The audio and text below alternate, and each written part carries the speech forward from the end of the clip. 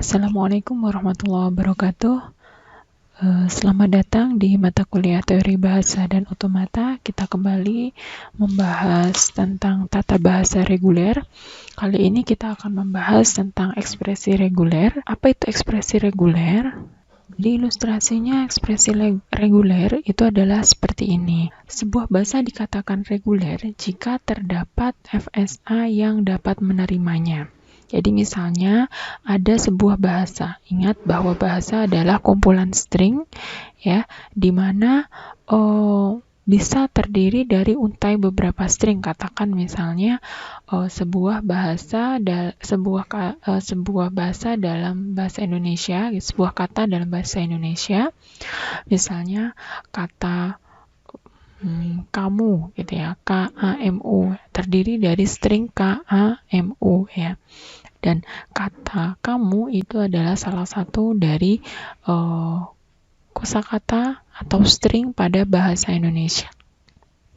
Nah, sebuah bahasa dikatakan reguler jika terdapat FSA yang dapat menerimanya. Jadi, Anda sudah kenal apa itu FSA. FSA ada dua, ada DFA dan ada NFA.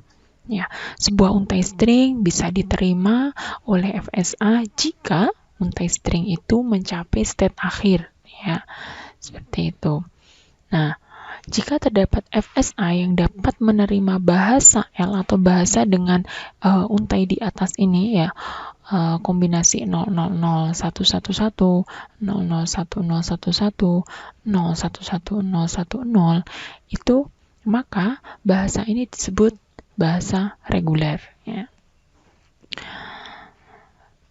Nah, contoh FSA yang dapat menerima bahasa ini tadi, ya, atau untai ini tadi adalah seperti ini. Nah, Anda lihat di sini ada state A, B, dan C dengan input 1, 0 dengan input dua jenis 1 dan 0. Nah, kita cek apakah benar FSA di bawah ini atau pada diagram transisi ini bisa menerima untai string yang ada pada L ini, ya. 0001111, ya. 0 3 kali, ya. 0 0 tetap di state A, kemudian 1 ke state B, 1 lagi dari B ke C, kemudian 1 dari C ke C, ya. Sehingga untai 000111 ini diterima oleh FSA pada diagram transisi ini, ya. Kemudian yang sebelahnya lagi 001011 001 011, nah, itu juga diterima. Kemudian 011010 0 1 1 0 1 0. Ini juga diterima oleh FSA ini. Maka L himpunan untai dalam himpunan L termasuk dalam tata bahasa reguler. Bahasa yang diterima oleh FSA disebut sebagai ekspresi reguler, ya. Jadi nanti kita akan belajar apa itu ekspresi reguler, ya. Contoh penerapan yang lain adalah pada kasus pembatasan data masukan yang diperkenankan.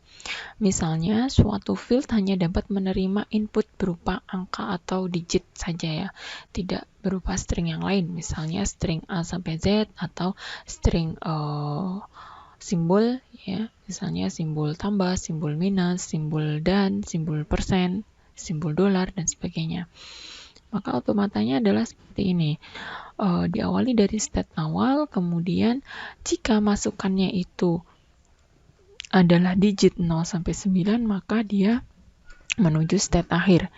Jika masukannya selain string 0 sampai 9 ini ke state B, ya. Anda lihat state B ini adalah state yang bukan state akhir, ya. Lihat B bukan state akhir, ya. Kemudian pada state C, ya, jika ada inputan yang berupa digit, dia akan tetap C, ya, artinya tetap diterima. Tapi jika selain input 0 sampai 9, nah itu maka berada pada state B ya. Anda ingat bahwa TBO ini memegang peranan penting pada compiler ya. Compiler itu menerjemahkan dari bahasa manusia ya, bahasa yang dipahami manusia kepada bahasa yang dipahami oleh mesin. Jadi apa yang Anda pelajari pada pemrograman itu kan sebenarnya bahasa yang dipahami oleh manusia ya. Tapi bagaimana kemudian bahasa yang dipahami oleh manusia itu bisa diterjemahkan oleh mesin agar sesuai dengan apa yang diharapkan ya. Katakan Anda mengetik hello world gitu ya, atau membuat sebuah program untuk menampilkan kata hello world. Nah, bagaimana bahasa pemrograman ini bisa diterjemahkan menjadi bahasa mesin yang menyuruh mesin menampilkan hello world. Nah, disitulah di antara itu ada namanya compiler. Ya, compiler itu semacam translator kalau dalam bahasa manusia gitu ya. Jadi orang penerjemah gitu ya. Seperti itu. Nah, kita masuk ke ekspresi reguler. Ada ekspresi reguler. Oke, kita masuk ke bahasan selanjutnya soal notasi ekspresi reguler. Pada ekspresi reguler terdapat beberapa notasi yang digunakan. Ada 3 notasi atau 4 ya. Yang pertama asteris. Nah, pada asteris ini input atau string itu boleh muncul, boleh tidak. Dan jika pun muncul, boleh berulang. Berulang itu artinya boleh muncul sekali, 2 kali, dan 3 kali. Kemudian notasi union. Ya. Pada notasi union, atau bisa juga tanda plus, ya, itu artinya atau. Jadi, 1 union 0, itu artinya 1 atau 0. Jadi bisa inputnya boleh 1, boleh 0, atau mungkin boleh keduanya ya, 1 dan 0. Nah, kemudian ada lagi plus. Nah, plus ini plus apostrof, jadi semacam tanda pangkat gitu ya di atas. Ini menandakan bahwa input atau string itu minimal muncul 1 kali. Jadi misalnya ada A pangkat plus gitu ya, itu menandakan bahwa input atau string A ini harus muncul paling tidak 1 kali. Nah, bagaimana penerapan notasi pada ekspresi reguler? Nah, kita akan pakai contoh. Nah, pertama kita akan contohkan ada sebuah FSA ya. FSA ini mempunyai 2 state ya. State A menjadi state B, state A state awal, state B state akhir, yang mempunyai 1 input yaitu 1 saja ya. Nah, ekspresi regulernya adalah 1. Jadi ekspresi reguler itu yang dituliskan adalah inputnya ya. String pada inputnya atau simbol inputnya, bukan state-nya ya. Jadi state A, B itu hanya sebagai menandakan kondisi ya, perubahan ya. Yang dituliskan adalah inputnya. Yang input itu merupakan string ya. Dalam hal ini pada contoh pertama stringnya adalah 1 ya, sehingga karena di sini hanya ada garis lurus, maka inputnya adalah 1 ya, karena di sini simbolnya 1. Oke, kita lihat contoh lain. Contoh lain misalnya ada 2 input ini ya, 1 dan 0 ya.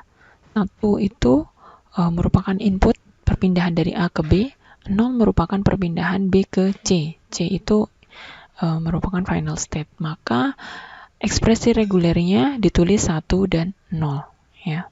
Tulis pada inputnya 1 dan 0. Kemudian kita lanjutkan. Nah, di sini mulai ada tambahan lagi ya. Sebuah input yang menunjukkan perubahan state kepada state itu sendiri. Jadi kembali ke state itu sendiri ya. Atau bisa dibilang sebagai perulangan ya. Perulangan. Ketika C diberikan input 1, maka akan kembali lagi ke C. Artinya tetap. State-nya tetap. Diberikan 1 input yang menjadikan state itu tidak ada perubahan ya, atau tetap kembali ke state itu sendiri, ke kondisi itu sendiri ya. Maka Anda perhatikan di sini 1 0 ya, 1 0, kemudian 1 yang ada di sini itu dituliskan bersama dengan asteris ya, yang menandakan bahwa 1 ini boleh muncul berkali-kali, boleh juga tidak muncul. Sehingga ekspresi reguler ini menandakan bahwa FSA ini dapat menerima input 10 ya, 10 tetap berakhir di state akhir atau di final state, 101 juga berakhir di final state, 1011 juga berakhir di final state, 1011 tetap berakhir di final state. Anda bisa lihat ini pun juga berakhir di final state, untai ini pun juga berakhir di final state, sehingga bisa disimpulkan bahwa asteris ini tadi membuat satu ini boleh muncul, boleh tidak, dan ketika muncul juga boleh berulang, artinya boleh banyak ya, dan seterusnya. Ini sampai tak terhingga pun akan menghasilkan final state, atau bisa dengan kata lain bisa diterima oleh mesin FSA ini. Nah, ya, FSA ini ya, saya ulangi sekali lagi atau mereview pelajaran kita yang lalu bahwa FSA ini ada dua ya, DFA dan NFA. Nah, yang tertampil di layar ini merupakan FSA jenis NFA ya, NFA. Kalau di contoh awal tadi ini merupakan contoh dari DFA. Kenapa DFA? Nah, Anda cari tahu ya kenapa DFA. Karena setiap state-nya itu mendapatkan atau mempunyai transisi ke state lain, tepat satu ke state lain untuk setiap input yang ada. Ya. Oke, kita lanjut contoh yang lain. Nah, kalau ini input yang di tengah ini ya, yang merupakan perulangan, maka dituliskan 0, tanda bintang di sini ya, sehingga untai 101 ini diterima oleh FSA ini. Untai 11 pun diterima oleh FSA ini. 100001 pun juga diterima oleh FSA ini. Artinya di berapapun banyak 0 yang ada di tengah ini, ada ataupun tidak ya, sesuai dengan tanda asteris ini, itu tetap diterima, untainya tetap diterima oleh FSA ini ya, atau termasuk dalam bahasa pada FSA ini. Oke. Nah, kita coba belajar pakai union ya. Union ya, itu menandakan atau gitu ya.